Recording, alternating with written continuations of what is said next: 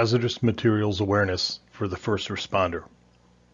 This video was created to increase the awareness of the first responder as to the dangers of dealing with hazardous materials.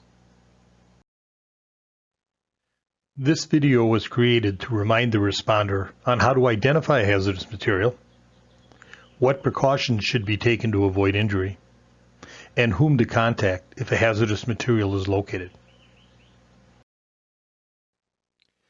Any responder can come into contact with hazardous materials in any number of ways. During a traffic incident, in a ditch, or on the side of a road, or any number of other locations. This video is not designed to make the responder a hazardous materials expert. Many hours of training are required to certify someone as a hazardous materials technician. Identification. How to identify a hazardous material. The Emergency Response Guidebook, or ERG, will assist you with quickly identifying the specific or generic classification of a material involved in an incident. This will help to protect you and the general public during the initial response phase. The hazardous materials placard on the vehicle may include a 4-digit number, which can be looked up in the ERG for hazard information and response protocols. Check with your dispatch center to make sure they have access to an ERG. A mobile app is also available for iOS and Android operating systems through the Apple and Google Play stores.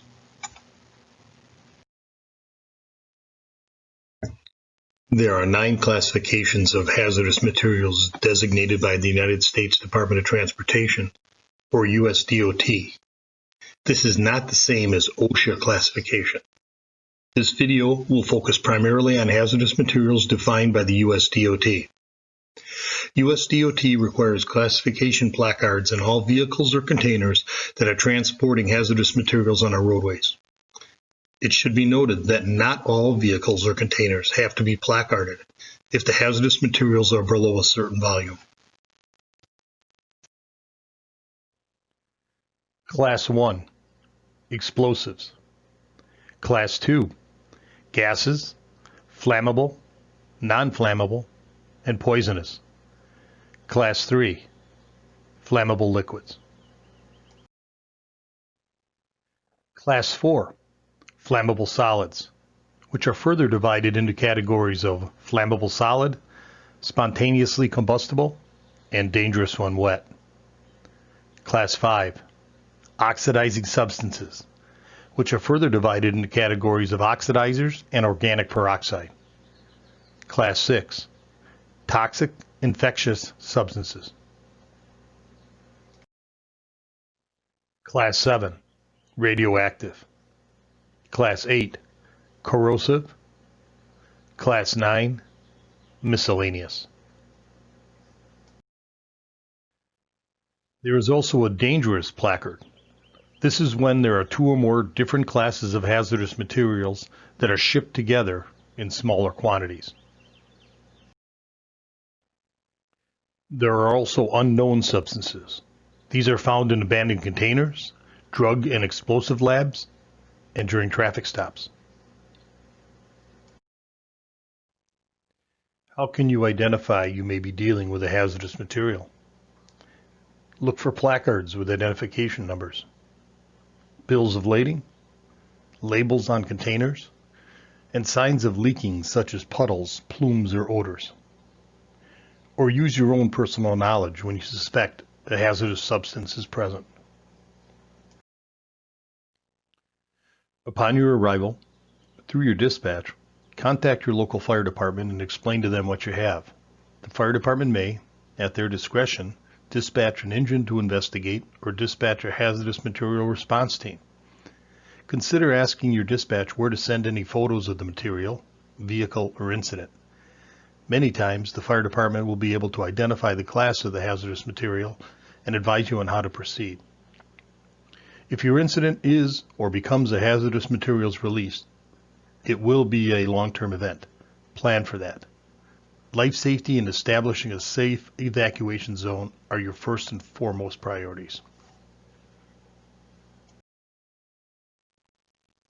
Through the use of the ERG guidebook, safe distances, evacuation distances, and other precautionary measures can be implemented. Your responsibility is to report the suspected hazardous materials to the qualified experts who are trained to deal with these materials. If you're not able to identify the class or the specific type of hazardous materials due to the lack of placarding or other documentation, you should back off and assume that it's an unknown. Your dispatch may be able to contact the trucking company if you can obtain the US DOT number on the side of the truck. Safety concerns. What precautions should be taken to avoid exposure and possible injury? Make sure you relay the color and wording or number on the placard to your dispatcher or other party. This can be confusing. Just remember, any numbers are the most important to report. Also, note the type, size, and shape of the container or containers and relay this information as well. Take note and report the type of vehicle and/or size of the container. Is it contained in a typical enclosed trailer, open flatbed trailer, or cargo tank? Do the cargo tanks have a placard affixed to them? All of this information is important to the responding agency. The more detailed information that can be reported, the more informed the responding agency will be. Although you should never intentionally take a whiff of a substance, if there is an odor or if bystanders have noticed an odor, report that to dispatch. It is important to identify the integrity of the container or package that contains the hazardous materials.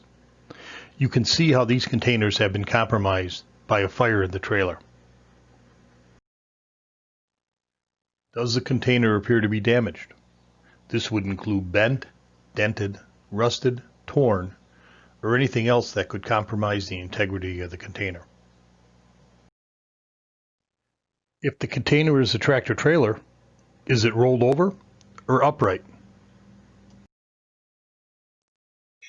If there are any signs of leakage, evacuate the area, stay upwind, and at a safe distance. You can use the ERG guidebook to learn safe distances from a spill. In addition, try and protect the scene to prevent motorists from traveling through the spill and spreading it even further. Immediately report any signs of smoke or fire. In the case of a fire, that may change the fire department's response to the incident. Evacuate to a safe distance utilizing the ERG guidebook, and again, always remain upwind of the incident.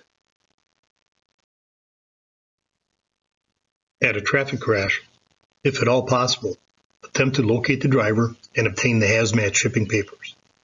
This should tell you exactly what hazardous materials are contained in the vehicle. In some instances, the driver may not be capable of telling you anything. In those instances, rely on the other means of identification that we've already discussed. Knowing the type of hazardous material is also very important if the vehicle needs to be towed. Make sure you notify the towing company when requesting a tow that there are hazardous materials contained in the vehicle. That may affect the recovery of the vehicle and where the vehicle can be stored or secured. Whenever there is a traffic crash, many times witnesses or Good Samaritans stop to assist at the scene. If anyone involved in the incident, probably one of the drivers, declares that one or more of the vehicles are transporting hazardous materials, request the civilians to leave the area for their safety. Of course, there may be others that stop to render aid, like off-duty law enforcement officers, firefighters, people with knowledge of hazardous materials, and others. You must evaluate each person to see if their assistance would be beneficial to life safety or incident stabilization at that time. When not to approach a hazardous materials incident. If a vehicle or structure is on fire or something can be seen leaking and is believed to contain hazardous materials based on visual observation, placarding, or other indicators, do not approach the area. If you become exposed to a dangerous gas or liquid, then you too could become a victim and would not be able to assist in the mitigation of the incident. Okay, I'm just going to move my car back there. Hey, my trailer's black or flammable. Okay, it's flammable. Black or dangerous. Okay. 157. Also, trailer apparently is black or flammable, dangerous. It's unoccupied. The driver's okay for that one. This is Trevor. Copy. The trailer is unoccupied. There's nothing in it. Correction, the driver is out of the semi. He's okay. Driver's unresponsive in the car. The trailer is some sort of explosive, or excuse me, flammable hazardous material. After checking with some of the persons on scene, the trooper learned that all parties from the tractor trailer were out of the vehicle and unhurt. This video is of an incident involving a cargo tank that was transporting hazardous materials. While stopped at a truck stop, the driver observed that the cargo tank was leaking and that the pressure inside the tank was higher than normal. Local law enforcement was contacted and established a safety perimeter while waiting for the fire department. Jim, can this semi make it around through there? He's out of here. Yeah, we need to get everyone out of here. Now, I've told them to get going if they want to go now before they stage nobody else. See, they're wanting out of here now. They're telling them to get going, so I hope they got room.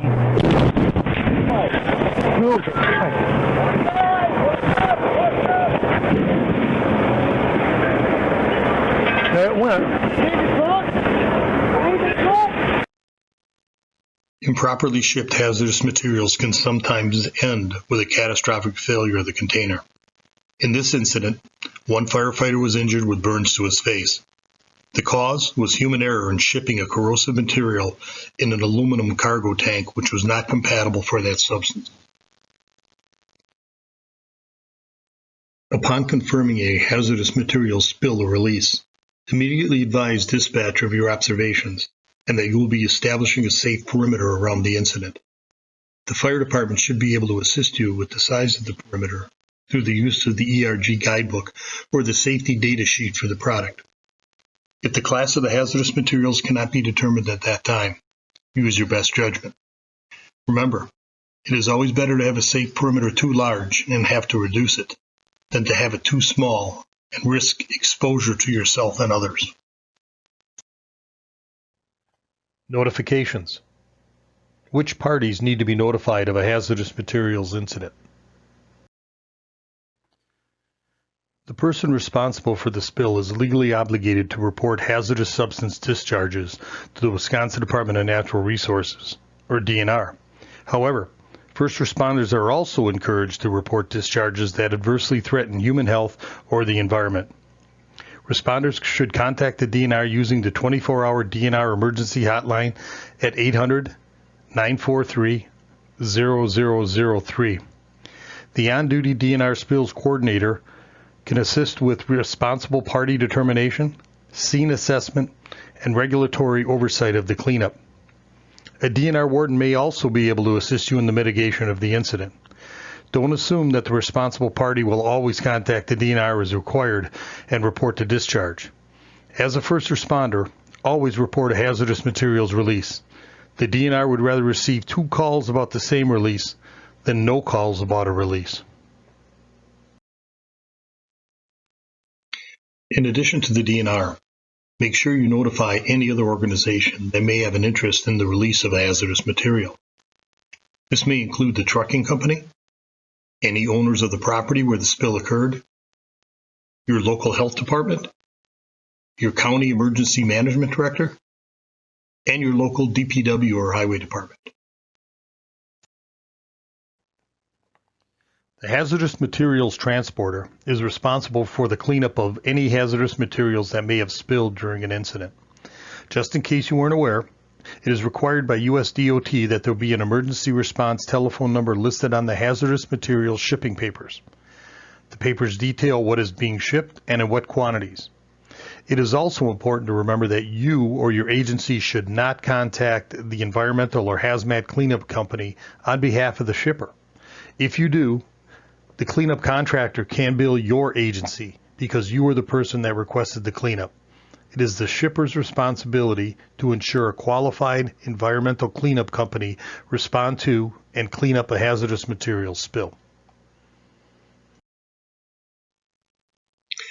If you have an active spill involving hazardous materials, your first and most important call should be to your local fire department for immediate assistance.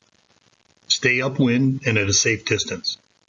If you need any technical assistance with questions regarding a traffic stop or crash involving hazardous materials, call your local Wisconsin State Patrol post and request to speak with a motor carrier inspector who specializes in hazardous materials.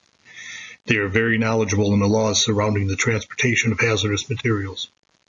Wisconsin DOT has the statutory authority to charge or fine the driver or owner if they were improperly transporting hazardous materials. The TIME program has developed a quick reference visor card for emergency hazardous materials response. This visor card is a handy information card that will remind you as a responder of some of the precautions to take, questions to ask, and notifications to make when involved in a hazardous materials incident or release. For copies of the visor card, contact the TIME program at timeprogram@dot.wi.gov. To recap what we have learned in this presentation. Identification. Upon arriving at a scene of a possible hazardous materials spill, it is important that you identify if a hazardous material is present, and if you do, attempt to identify the type of material. This can be done by visual observation, placarding, examination of bills of lading, shipping papers, or notification by the driver of the vehicle or an employee of the business. And if the incident is found to be a hazardous materials release, it will be a long-term event. Plan for that. Safety concerns. Once you know or believe there is a hazardous material present, remember these safety concerns. Make sure you notify your dispatcher that you believe a hazardous material is present at the scene. Always stay upwind from the incident, especially if you observe smoke or something leaking from the container. Report any damage to any containers that may contain the hazardous material. The more information you can provide to the responding fire department, the better they will be prepared to handle the situation. Establish a perimeter and remove any civilians from that area. Life safety and establishing a safe evacuation zone are your first and foremost priorities. If there are any witnesses to the incident or non-involved civilians present, for their safety, remove them from the immediate area. Ask them to remain away from the scene, but available in order to speak with them once the scene is stabilized. Never approach a vehicle or structure if you see hazardous materials leaking or on fire. You'll be no use to anyone if you become a victim yourself. And notifications. Make sure all parties that have a role in a hazardous material incident are notified. These include the DNR, the trucking company, any property owners, the health department, the county emergency management director, and your local DPW or highway department. Anyone you think that could have a role in the mitigation of a hazardous material incident should be notified. More notifications are always better than less. Thank you. We hope you found this presentation informative. A special thanks to the Wisconsin State Patrol and Fire LLC for their assistance in developing this training program. For similar TIM-related videos, please visit the Traffic Incident Management Enhancement or TIME program website at wisconsindot.gov/time.